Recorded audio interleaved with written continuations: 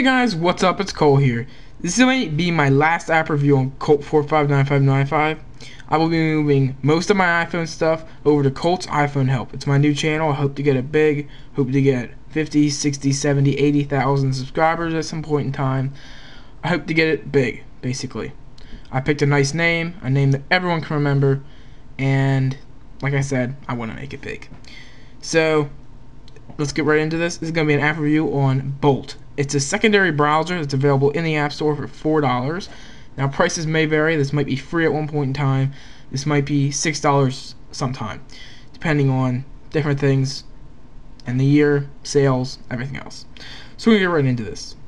So right now I have Google loaded up on both browsers. This isn't my iPod Touch. This is my iPhone 3G. They are running on the same Wi-Fi network. So let's get both ready and let's reload the page. Ready, set, go.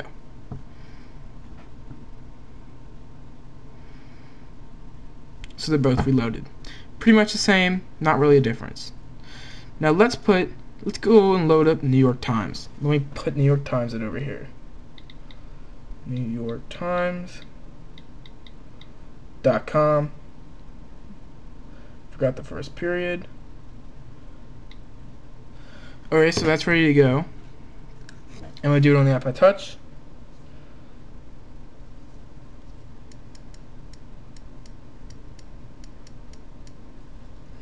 Okay, so that's ready to go.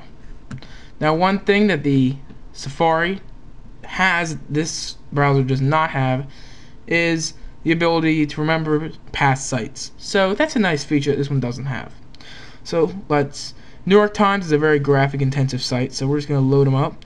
Over here there will be a little spinny dial while it's loading, and over here you'll see the normal status bar. So let's load this up. Ready, set, go.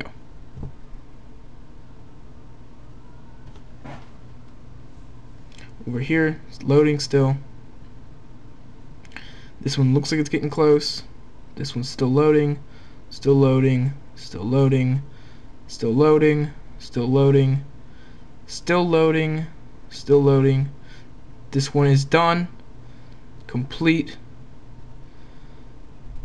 This one says completely done. This one's still loading, still loading, still loading. You can always be moving around on this page, reading articles, zooming in, zooming back out. One thing I did notice on this one is there are not checker marks, which really pissed me off. So that is a nice feature. Over here, it's still loading. So, you can see who's the obvious winner in this battle. Still loading. Safari is not good at loading intensive sites on the iPhone and iPod Touch. Now, of course, you could be zooming around reading stuff. My point is, it's not done loading. It's getting closer, but it's not done. Now, okay, we're just going to end this test because I hit another site on this one. It's completely loaded up. This one, I hit another site too. So we're going to go... Well, you saw the speed test. You saw a non-graphic intensive site, and you saw a very graphic intensive site. So, next thing I just want to talk about a few features of the app. Over here, you can see your battery, your bars, your time, anything else you have on there. Over here, your menu bar is gone. Now, there are some good things and bad things about each of these things. Over here, you have less of the screen to view the web page. You can see how much less you have. Line these up. You can see how much less you have. Now, over here, you will get a 20% battery, but after that 20%, you don't know what battery level you're at. If you want to check something really quick, and you want to make sure you have 2% left to make that important phone call. I know it's very traumatic. You can't make it if you run out of battery, and you wouldn't know it on this one if you were getting really close. Now on this one, you would know. I do like the feel of this one more. It just feels like how Safari should have been to start. There are no... Let's see if I can get it to do it over here. There it goes. See? That is what I'm talking about. That can stay there for a few seconds, and it can be very frustrating. Over here, let's try to do it. Let's try to get some squares going. You can't do it.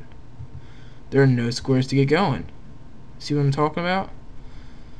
So it's better, in my opinion. It is just better. Now over here you'll have your tabs.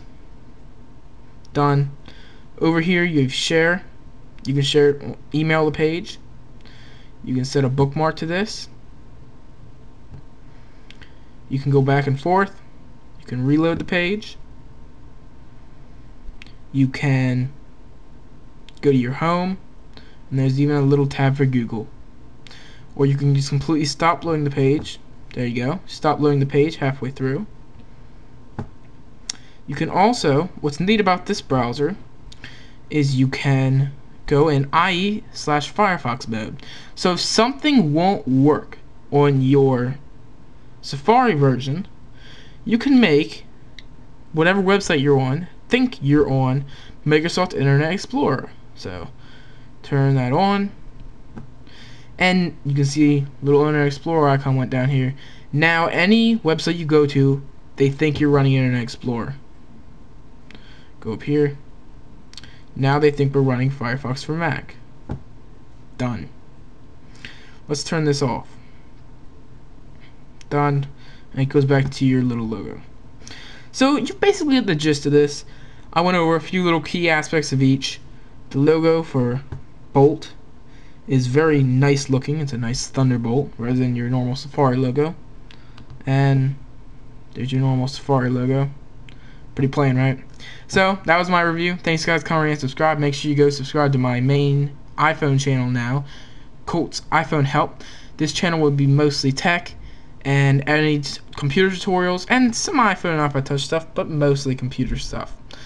My main iPhone account will now be moved over to Colt's iPhone Help.